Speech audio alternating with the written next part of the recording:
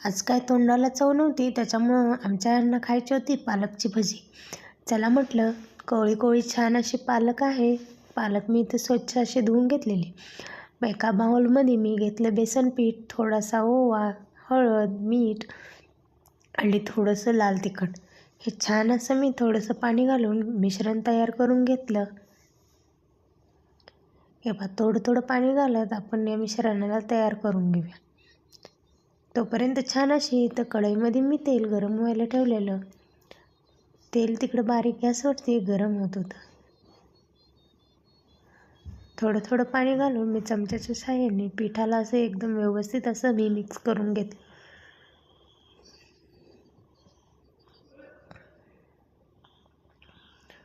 छान असं मी मिक्स करून घेते पीठ.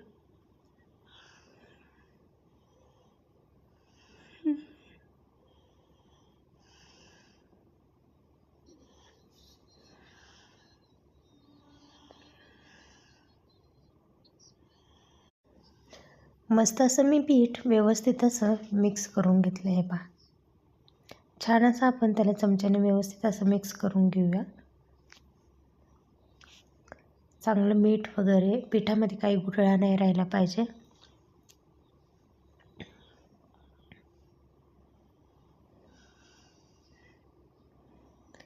मस्त छान असे पालकचे छोटे छोटेसे पत्ते होते ताजे ताजे, त्याच्यामुळे मी म्हटलं चला करूया आपण पालकची भजी.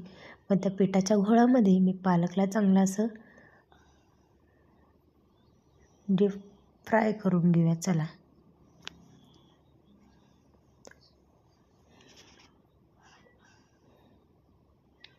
छान अशी पालकची भजी कुरकुरीत मस्त लागतात खायला. तुम्ही पण कधी तर नक्की ट्राय करून पहा. मस्त असे सगळे भजे मी छान असे पटापट करून घेतले. तर कसा वाटला आजचा मिनी ब्लॉग नक्की कमेंट करून सांगा. आणि तुम्हाला पण हे भजे आवडले असेल तर करून मस्त असे खा. तोपर्यंत बाय बाय.